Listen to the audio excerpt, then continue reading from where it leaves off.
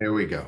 Thanks, Jen, for the reminder. Okay, thanks once again for being with us today. A few quick IRMA words of housekeeping before we get started. The hotel information for this year's conference in Utah, in Salt Lake City, is currently on the website. And Katie Bailey tells me that registration information for the conference itself will be posted to the website by month's end. So I know many of you are planning to go out to Utah this summer, myself included. I look forward to seeing you there. So, okay, why don't we get started? First, let me introduce you to our speakers today.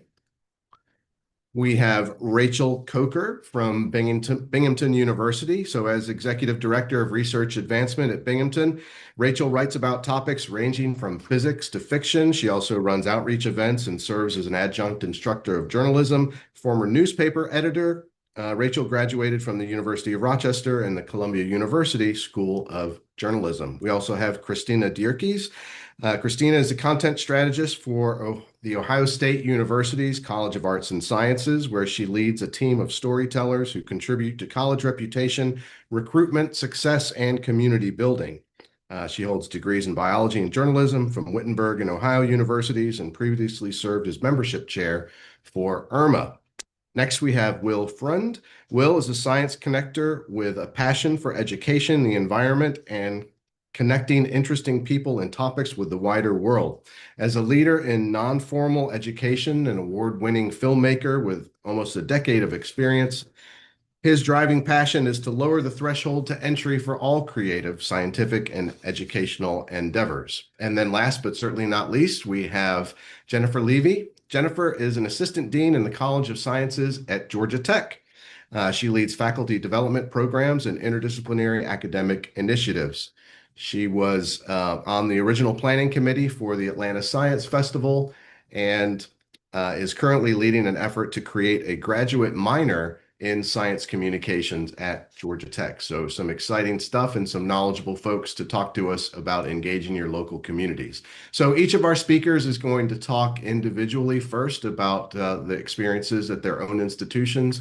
And then toward the end, we're going to bring everybody back together for some more general discussion on common challenges, issues, what have you, when it comes to engaging your local community. So Rachel, I'm going to hand it off to you.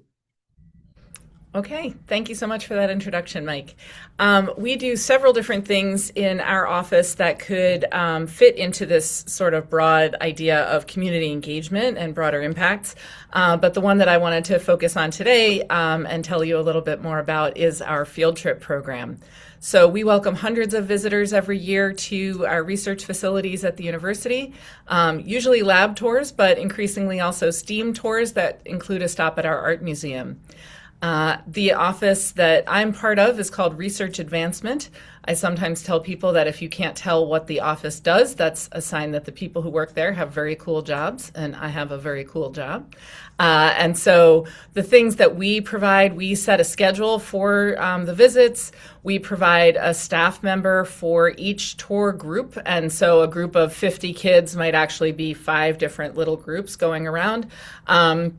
With the idea that it's pretty difficult to navigate, even if you are a member of the campus community sometimes. And so we don't just say, like, good luck, we'll see you in the biology lab. We say, you know, we'll guide you from point A to point B. We also work on having a roster of campus partners who are ready to welcome people to their spaces.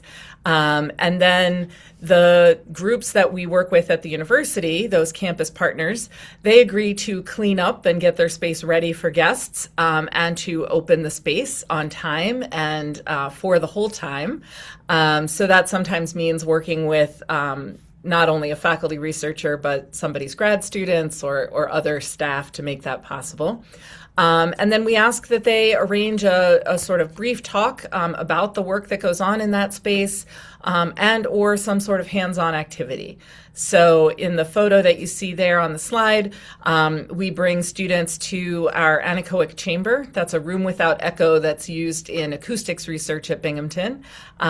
Ours is one of the quietest places in the world, and I believe still the quietest place in North America. So not the kind of spot that a 10-year-old often would get to be in, but very cool place to visit.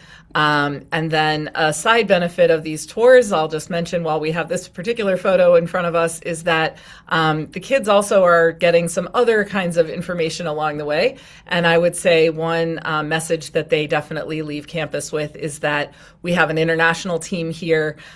We're working across cultures every day in science. And they also see that the scientists and engineers here at Binghamton are not just men wearing white lab coats and safety goggles, but also women, hijabi women included, and very cool to be able to sort of, without having to say anything out loud, just kind of show that. So what the visitors get and what they need to do in order to take advantage of this, they get in touch with us. They take care of transportation. So if they're a school group, that means that they're working out how to get kids here by bus. They take care of things like, permission slips, all of that, food, etc. And they provide chaperones. Any of you who are thinking about doing engagement activities that involve small kids or anyone under the age of 18 who's not going to be an enrolled student at your school, be aware that there are lots of rules about how to handle kids or not handle kids, really. And so either you will have to go through some decent level of training in order to pass your sort of risk management rules, or you will need to make sure that you are never actually in charge of the kids. So what we say is, you're bringing chaperones, you stay in charge of the kids. We're going to help you get from point A to point B, but your teachers and your parents are always going to be the ones who are responsible for you. Mike, if you would advance to this slide, that would be great. So what's going well for us? I would say we get great engagement both from visitors and from the host labs and groups that welcome visitors. We get some of the loveliest correspondence and thank you notes with pictures. This has become something that's a really easy sort of plug and play broader impact activity, especially for junior faculty who don't yet have a lot of campus, or I should say community connections. This is something that they can jump into even if what they have to give is just 2 hours once a year. It has put research on the map for us when we talk about community engagement. If your campuses are pursuing the Carnegie classification in that area, that might be something that's of interest to people at the university on a broad level. And so for us, this is the Division of Research kind of participating in that big effort. Things that we can improve on, and I will say after hearing about what's going on at Georgia Tech, I would say for sure I see that we have a long, long way to improve, but we are not super well integrated with the curricula of the kids who are coming, so I can't say like, oh, this is teaching them something that they have to pass a test on later in the year. We also don't do a ton of evaluation, post-visit sort of questionnaires, et cetera. And frankly, if every school that we are near decided that they really wanted to send their fourth graders, I don't have the bandwidth to actually do it. So we need to think of ways that we're going to be able to sort of broaden the availability of the program. On my wish list for someday somehow would be a dedicated classroom space that could serve as kind of the welcome and gathering point for us. Some kind of money that we could offer to the labs that participate, even if it's just to pay for supplies, and perhaps some basic safety equipment. I actually just ordered my first ever set of safety goggles for visitors so that we can make sure everyone has adequate eye protection. That's it for me for now. Thanks, Mike.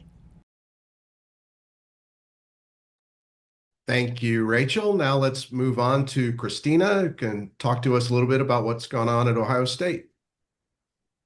Yeah.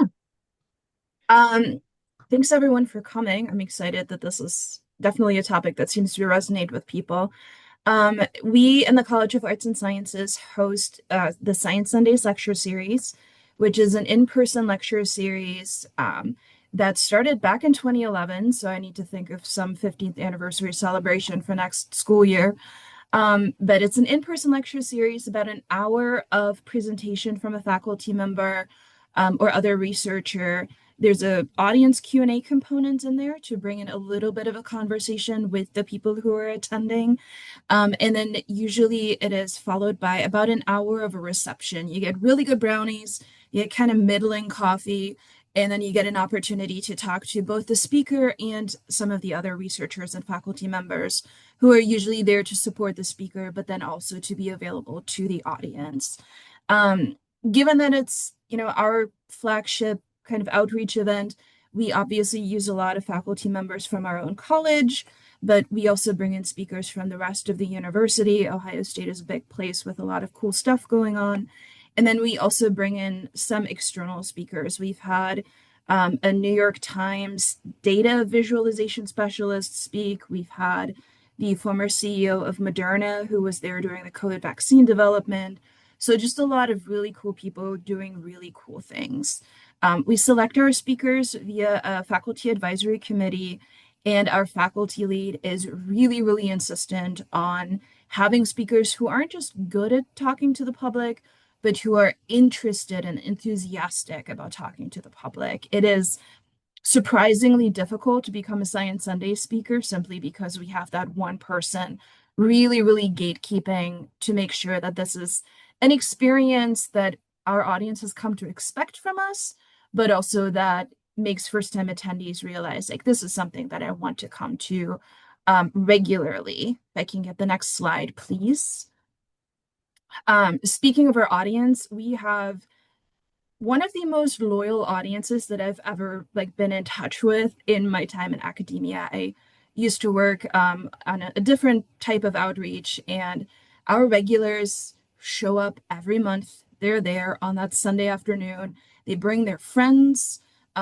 We fill the rooms that we're in. We have 2 different rooms. That's why that audience, that attendee size is so different. But I've never had an empty looking room. We've had people that walked away sometimes because they couldn't find a seat. They also bring their kids and their teenagers. And I love feeling the energy in the room change when a kid asks a question. We had a 5-year-old, probably like 5 or 6-year-old, ask one of our tornado researchers, can a tornado suck the lungs out of a cow? In the spirit of asking questions I never knew I had, let me assure you that a tornado is unlikely to suck the lungs out of a cow. I know that now. But we've got some really great people in there, and it's frankly an honor to be able to just help organize this series for them. One more slide, please, I believe. We are doing really well, I think. We are filling our rooms. We are getting attendees to show up. We can't grow right now without a larger venue. That is a discussion that we're currently having. We want to move to a bigger venue that will give us some opportunities to actually grow the series, bring in more people to listen to these really cool speakers.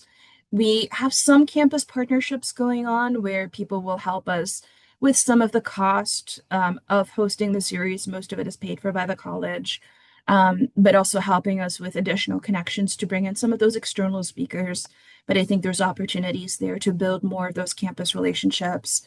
We, a couple of years ago, started bringing in our advancement team for the college to just have some conversations about, do those regulars want to support the series in with more than bringing their friends and with more than their presence there.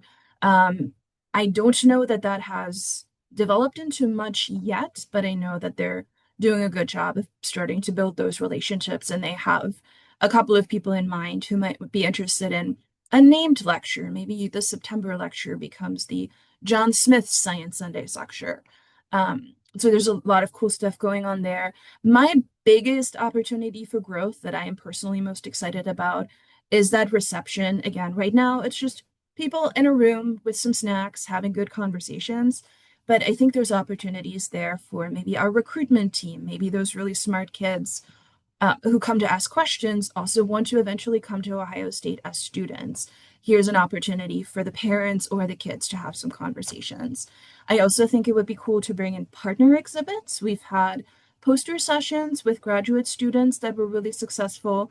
But if we have a geology speaker, do we bring in our geology museum? I know they have an outreach table and really good staff who could kind of expand that learning opportunity into more of a conversation. So those are the things that we're currently thinking about. I'll drop a link to our recorded lectures into the chat just in case you're interested. But yeah, thank you for being here, and I'm looking forward to questions in a bit. Awesome. Thanks so much, Christina.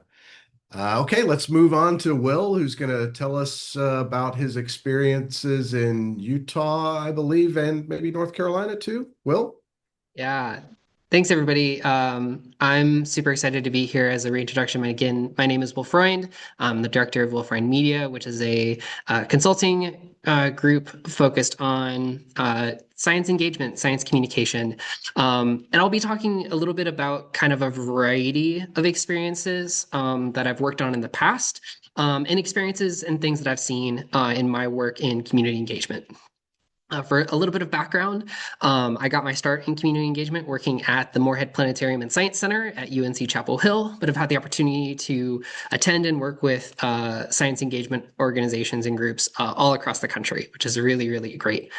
So I just wanted to start off with how I define different kinds of science engagement. And one of the most common ones that I've worked with and I think are very popular is a topic known as a science cafe. So the Sunday science that Christina was just talking about, I consider a science cafe. But my general definition for a science cafe is a subject matter expert engaging in dialogue and discussion in a public, non-academic setting with a lay audience. And the words that I bolded are the important parts that I want us to be thinking about when we're engaging with researchers and how those researchers engage with the public, that it's important for us to acknowledge that the audience that we're interacting with might not have a scientific background, but that doesn't mean that they are not intelligent, that they are incredibly smart, that they can understand really complex topics. But sometimes we just need to help be a part of that conversation with them and engage them in that dialogue and in that discussion so that they can learn along that way. And so, on the right side there, looking at some of these pictures, these are pictures of different types of science cafes that I've worked at and worked with or attended in a variety of settings, working with different audiences, and I'll talk a little bit about each of them. So in the top picture there, that is for a science cafe that's right here in my community, right here in Salt Lake City, called Utah Science on Tap. Now, this is a science cafe that's organized by graduate students of the University of Utah. It is completely independently led by these graduate students, and it is an incredible way of engaging graduate students in doing science communication in the community. It teaches them really great skills and does that connection of they're the ones doing the research and connecting with the public. On the image on the right is another one back in my home state of North Carolina called Tectonic Plates. Also, if you can find creative names to your science cafes, always a plus.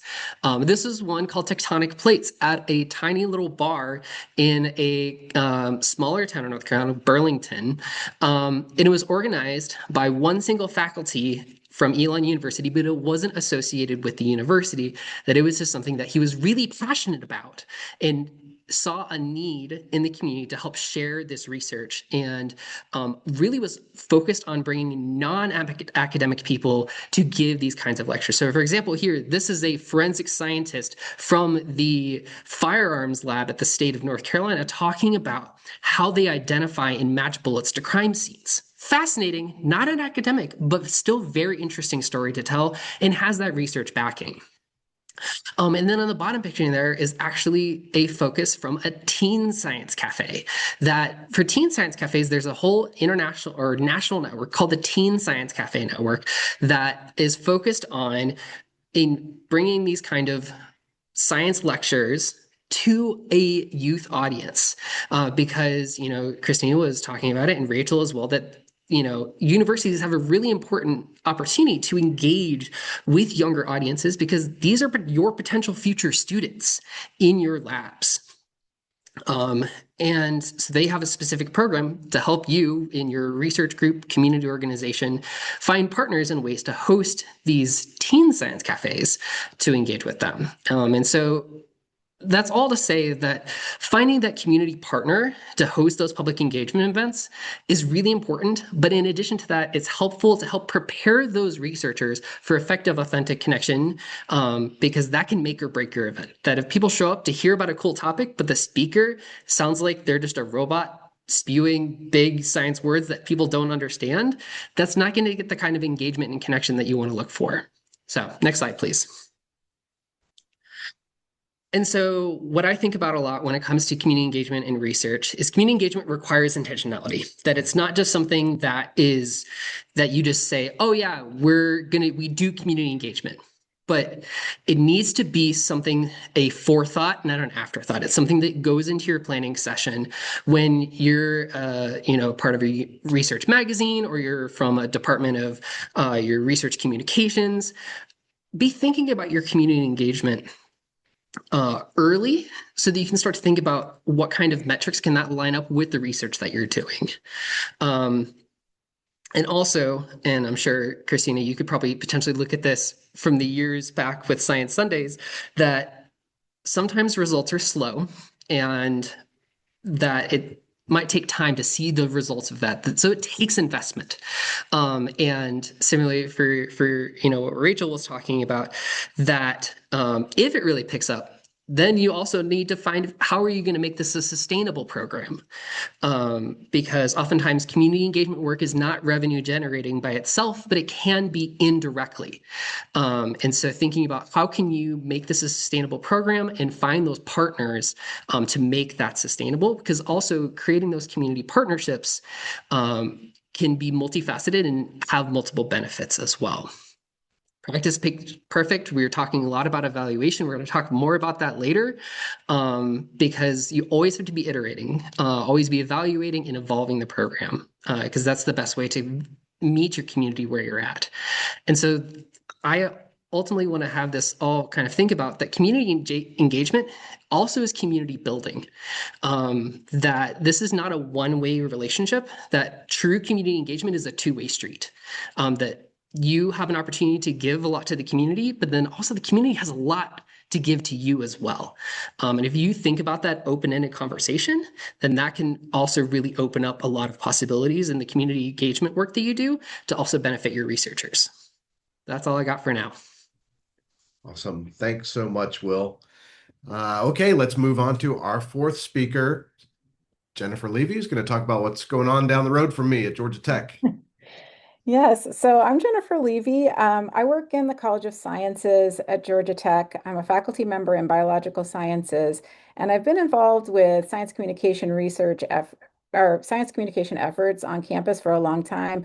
I taught a class in like 2012 about communicating science to the public for our primarily science and engineering students, undergraduates, and was involved a lot with the early phases of the Atlanta Science Festival. But I wanted to share a little bit today about this kind of shift that I've noticed in probably the last 5 or 6 years. There's a huge new body of literature, kind of social science research that talks about strategic science communication, the types of engagement that really foster public trust in science. And it's a little different than the way that we've traditionally designed our, what we've called outreach programs in the past at the university. Especially in recent months, I've had a lot of faculty come to me like, what can I do? I really feel like we need to help improve public trust in science, as funding is being threatened, et cetera. Everybody kind of wants to jump in, solving the problem using this model that's on the left, this kind of deficit model, thinking that if people, in the general public and the, lay public, just know more about science, then they're going to want to invest more in science. They're going to trust more in science, that the problem is some kind of deficit in understanding what's going on, or understanding of the research. But the new emerging literature is showing that, public trust in science involves all of the same things that are required for building trust in general, right? People want to have confidence that scientists are good people, that they have the public's best interest in mind, that they know what they're talking about, that they're authoritative. And, sometimes you have to show people that. And so this dialogue model on the right, that's been discussed before today, about having a conversation back and forth between experts and, members of society, members of communities, members of trade and industry, business, and government is really where we're going to make the greatest advancements. And part of my job as assistant dean for faculty mentoring involves working with faculty to consider what their science communication plan is going to be for themselves. And I like to help faculty think really holistically about what they care about, what they want, what kind of impact they want to have on the world 10 years from now, and how they can align their communication goals with their, larger impact goals, and design a communication strategy for themselves that's going to help them reach that. If I could have the next slide, please. I'll tell you about some of the ways that we've been working on that. So on the left are some pictures from the Atlanta Science Festival, which really is an amazing enterprise. It probably started almost 15 years ago. It's 3 weeks of events, culminated by a big street festival that's in Piedmont Park, one of our largest parks. And this is a really sort of low barrier threshold entry for our faculty to get involved in something that's already big and ongoing, that has sustained engagement with the community, and they can propose, an interactive activity in a booth, or maybe a standalone event as well. The students in my science communication group design an event each year. This year was a scientist ghost tour. So, and it's random, the types of events that they plan. And that is definitely something that we do. I love science cafes. I love, Rachel, you were talking about, don't belittle how hard it is to get field trips happening on campus. It is one of the hardest things that we struggle with it so much and don't have a good system in place for it. And it's one of the most important things. Schools should be able to reach out easily to universities and have and be able to visit and learn, and see labs and things like that as well. But one of the things that we've been doing much more recently is trying to think of ways to cultivate and work with faculty and graduate students to consider and learn more about effective science communication and public engagement efforts. So we have a program on campus that helps graduate students, helps improve graduate education. And they funded this initiative this semester. We brought in 4 science communication researchers to campus in a seminar series. And we had a whole range of different constituent groups on campus attend these events.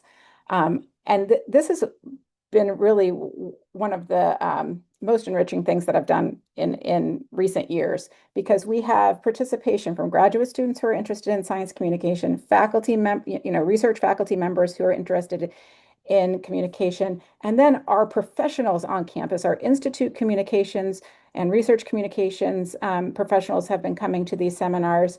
Our educators in our communications department, like sort of the equivalent of our English department, our embedded educators in our engineering departments. Part of engineering accreditation is that is technical communication, and so we have embedded communications educators in our engineering units. And so getting this community together to really start thinking about how can we grow expertise in science communication among our faculty and our future faculty, our graduate students, has been kind of what we've been doing a lot of lately. So I'll stop talking there. I could keep talking forever, but we've got some other conversations that we want to have back and forth. Yeah.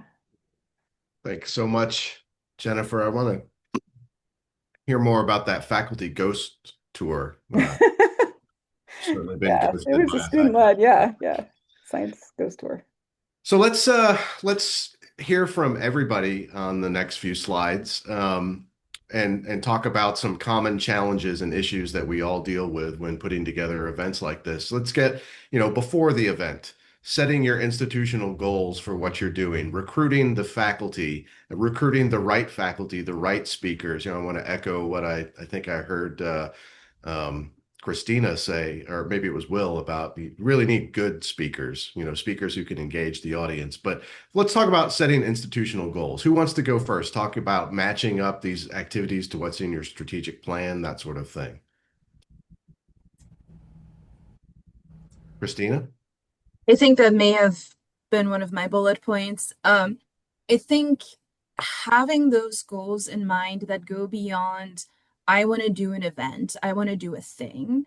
When I was talking to our faculty lead about kind of the history of the series, one of the things that came up was the NSF outreach requirement. They needed something that people could do relatively easily to fulfill that requirement.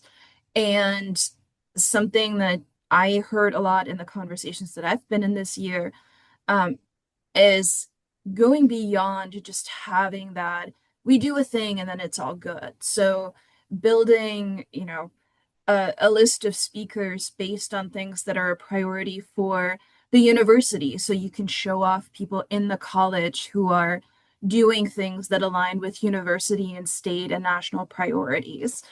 We had a whole fall series that all ended up being AI speakers because that's a big thing at Ohio State right now.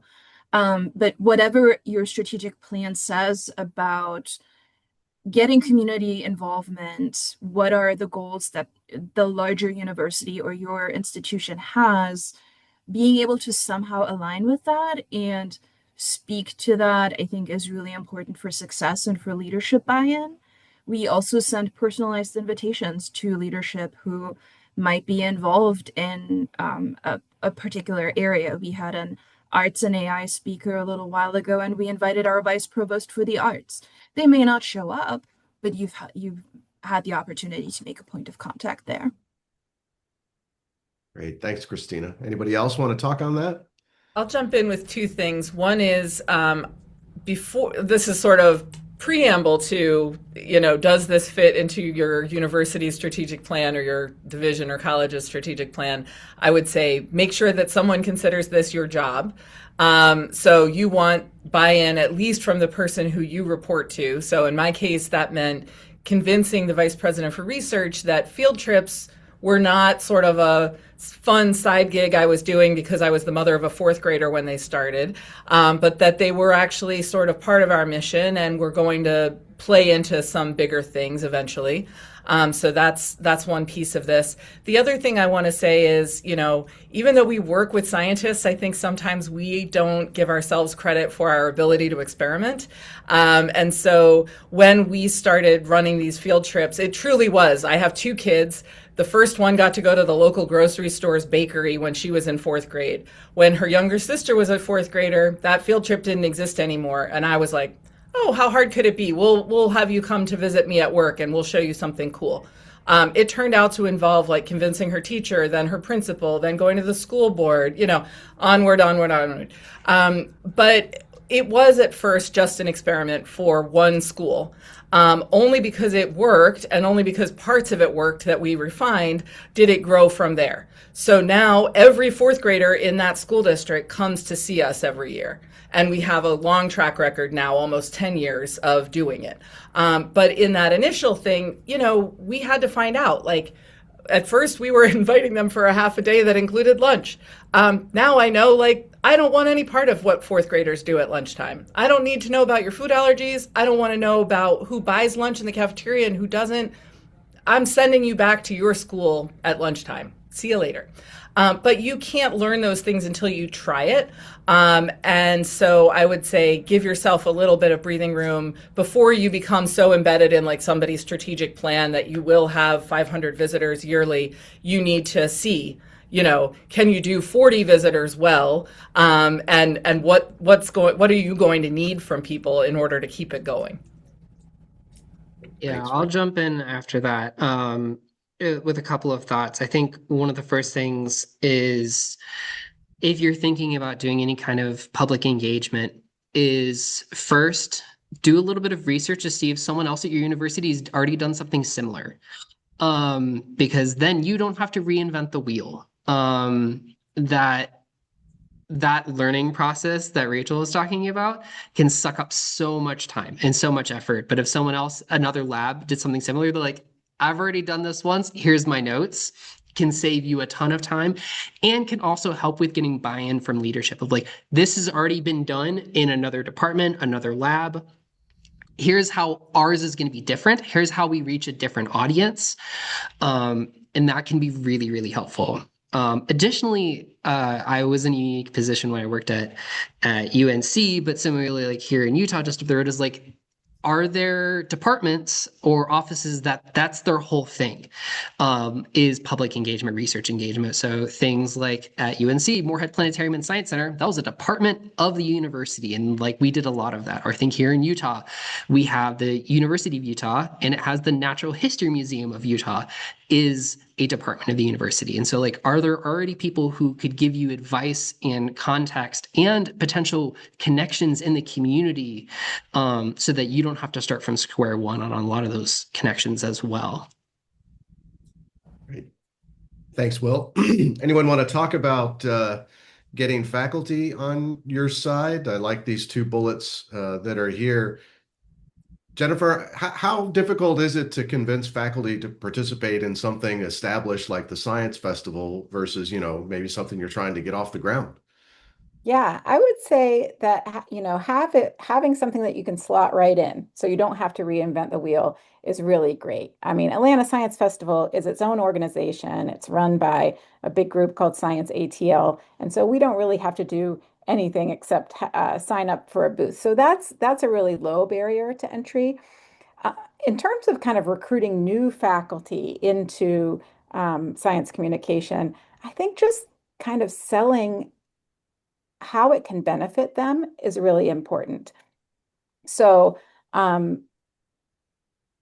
sure, you can have a paragraph about broader impacts in your grant proposal, that can help you get your grant proposal funded.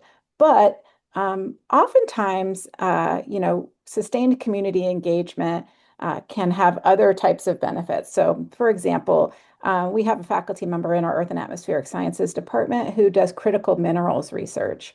So she really needs to reach out to business leaders across the parts of the state where mining is occurring. If she wants to see the impact of her work and she wants to kind of advance critical minerals research in Georgia, she needs to engage the business community. We have climate researchers who maybe got into the field because they saw flooding in their own communities. So they might want to reach out to communities that are prone to flooding and talk about how their research can inform, the lives of people who live in those communities. That might be something that's of interest to them. I've done some research on honeybees. And so there's a built-in kind of community that I work with on a regular basis, which is beekeepers across Georgia. And so if you can kind of find that natural fit for sustained community engagement for faculty, it's much easier, I think, for them to make a larger impact just as a result of having sustained, years-long interactions with certain groups. Great. Thanks, Jennifer. I do want to be mindful of time. We are at 45 minutes. We have two more slides, and I hope to leave some time for questions if we can. So maybe we can get one person for each of these last two slides to kind of touch on something, and then we'll throw it open to the audience. Who would like to talk more about speaker selection and what makes a good, compelling speaker?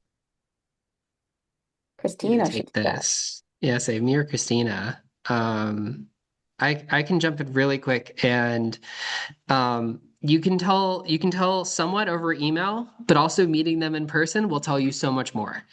Highly recommend when selecting speakers having some kind of in-person or at least a virtual meeting, not just doing over email. I've worked with speakers before and just booked them over email, and then they show up and I'm like, oh, this is not going to work. Um, and also providing, trying to understand their science communication background. If they don't have a science communication, like if they haven't done it before, trying to offer resources to help them get prepared for it.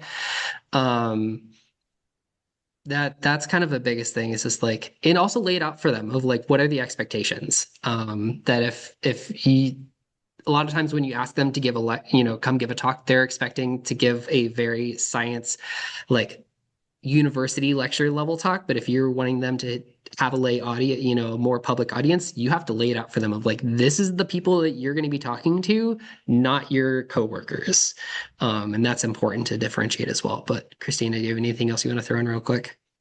All of the above. Also, one of the things that has been really effective for me in the past when I've been looking for speakers is mentioning specifically some part of your expected audience. I used to run a webinar series that some of our teacher contacts would sit down their like middle school classes and use the hour to have them just watch this speaker talk about whatever topic it was, and they would ask the best questions. Again, like if you can get kids in your lectures and your speaker engagements, it is the best way to just make everybody a lot more relaxed and a lot more fun to listen to. But letting our speakers know that there would be a middle school class in there. Half of them were like, oh yeah, I've got a kid that age, that helps me. Or oh yeah, my nephew is that age, I know exactly what to do now. The other thing to see is if there's videos of them giving other talks. Did they give a TEDx? Did they do did they do a Science Sundays talk, whatever it is, just to really get a good idea of what they're like when they are presenting to an audience that isn't other researchers. And then something that isn't really part of the series itself, but if there are opportunities for pushing for additional training, whether that's, the Alan Alda Institute or other programming, if there's faculty that's interested in that, if you can support that training in whatever way, money, time, just letting them know that it's there is also just something that the faculty really appreciates, because if they're asking for it, they really want to be good at it. Great. Thanks, Christina and Will. Okay, let's go to our last slide, marketing and advertising and measuring success of your events. Let's see, Rachel or Jennifer, do y'all want to take a first stab at this one? Right. So I'm not really advertising field trips at this point. There was a point where I was trying to build up the sort of audience of people who were coming to us. Now I'm like, oh God, please, no more people should know about us, right? Until this is like my full-time gig.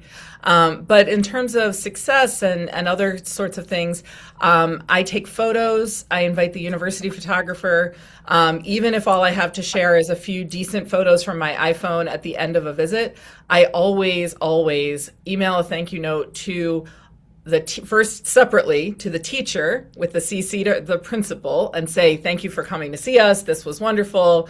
We enjoyed your kids' visit, blah, blah, blah. Here's a link to some photos. If you want to share, with your parents or with your school community, we're happy to have that happen. And then I write a note to the folks at the university who have taken the time to do this with a CC to their dean and their department chair and say, thank you for this. Here are photos. So even if they only do this once for me, I want them to have some tangible thing they can use in grant proposals or on their lab website or whatever. Try to set them up to feel appreciated and to sort of let the people who should know that they are doing something a little bit altruistic, get some reward out of it. So that's one piece of it. And what else was I going to say? Dang it. I don't know. Oh, just track something. So for us right now, we're at least tracking the number of kids and then also the number of labs that are participating. So that's a quick way for me to say to the vice president, here's the way this program is running right now. Thanks, Rachel. Anybody else before we throw it open to questions? I think one of the things I would want to emphasize is that your audience aren't just these random numbers. Like, clearly you want to track them and make sure that you know who's showing up. But you're also making them a promise when you're inviting them to one of these events, and really knowing that this isn't just for a researcher to talk at someone. It changes the whole vibe of how you prepare and how you pick your speakers, and really just acknowledging that these are people who are, in our case, spending their Sunday afternoon with us instead of, at their grandkids' house. That is really important to me, and that I think that is really important to our faculty lead as well. And I think that's part of why this series has been so successful. So thanks, Christina. Well, let's see. We've got about 10 minutes left by my clock. I'm so used to hosting Zoom webinars. I was looking around for the Q&A function thing, and there is no Q&A. We're in a meeting. So who wants to chime in with a question, either by voice or through the chat, however you want to do it? Anybody have questions?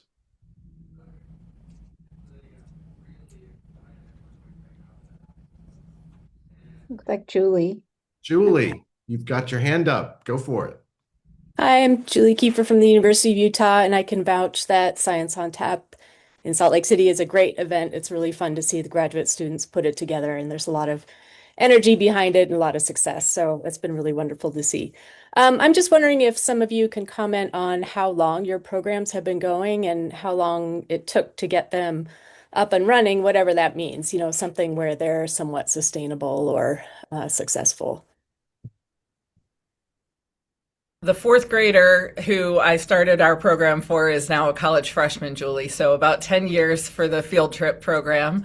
But I would say even in year 3, I already found that it was something that I was seeing the vice president want to include in presentations he was making to our industry advisory boards. And by year 4 or 5, it was already something that we were bragging about to area elected officials who sometimes say to us, we're a public institution. You have these amazing facilities. They're hidden away. No one gets to go in there. And we were able to say, actually, like 410-year-olds came through there, So we found uses for it pretty quickly.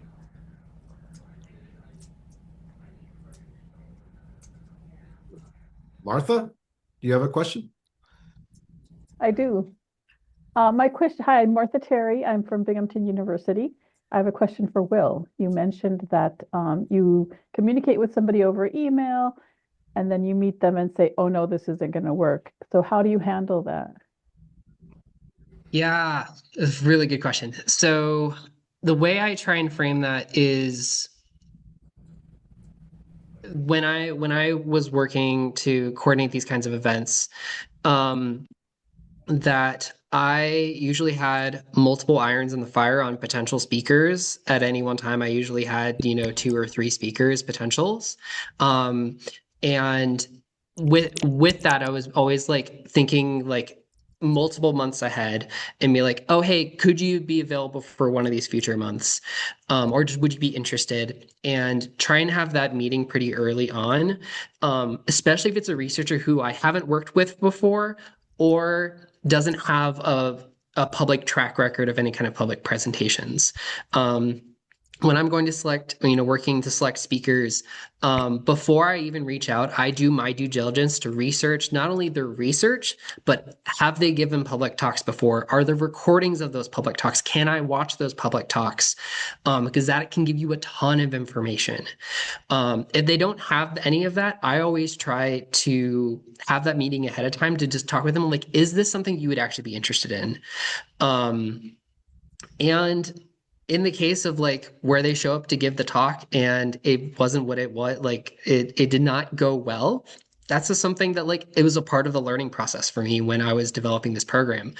That happening changed how I work on selecting speakers, that I have a longer timeline. I have those meetings earlier, so that if they really want to give that talk, but they don't have that kind of experience, that we can provide the resources and training for them, so that they can be successful in that. Right. Thank you. The question, Martha. Any other questions for our folks today?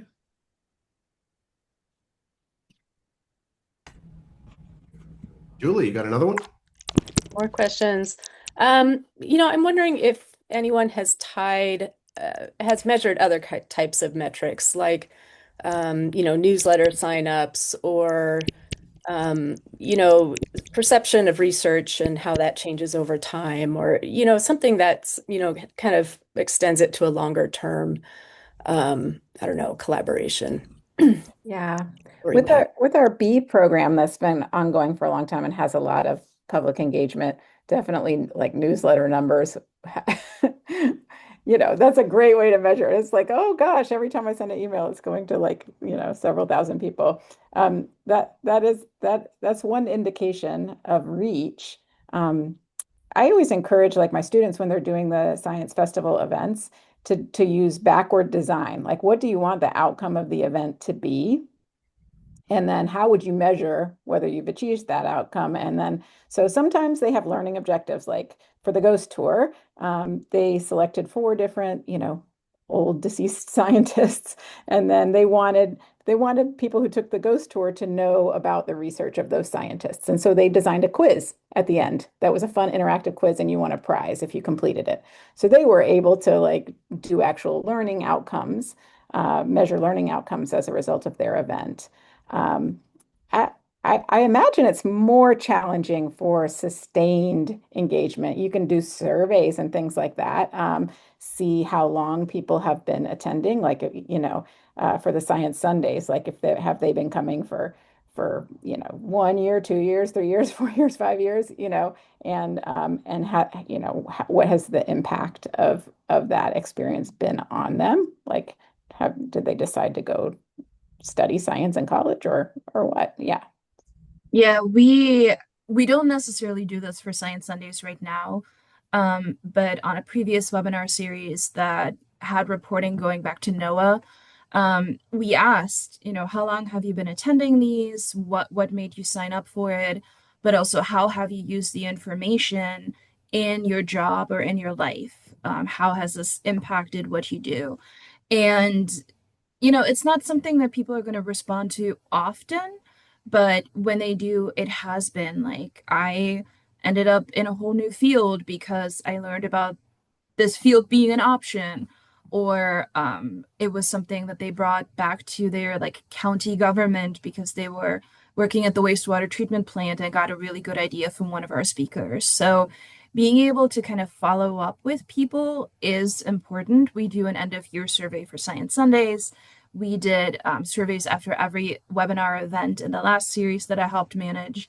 Um, Newsletter growth is always a relatively easy number to get, where you just ask them in your registration form, would you like to sign up for our newsletter? And a lot of them will check that box. So there's a lot of opportunities there, but it really depends on, I always wonder what I'm going to do with the information. And I think that's an important consideration when people get so many surveys. I have like 7, please review this product in my inbox right now. And I'm like, I bought some recycling trash bags. Like, I'm not going to review those. Sorry. Thanks, Christina. Meredith, I see you have your hand up, but I saw Craig turn his camera on eagerly just a minute ago. Craig, did you have a question? No. Okay. Meredith, what you got? I actually started a outreach speaker series after the West Virginia URMA presentations on those. And I went into it thinking we were going to go to a brewery because we have about 10,000 of them in the Charlottesville area. There's wineries and stuff. But we decided to divorce it from alcohol. I'm also a trustee in the local library. And so they were really eager to partner with us. And my question really is, because this was something I wasn't expecting, is the librarians came to us with topics.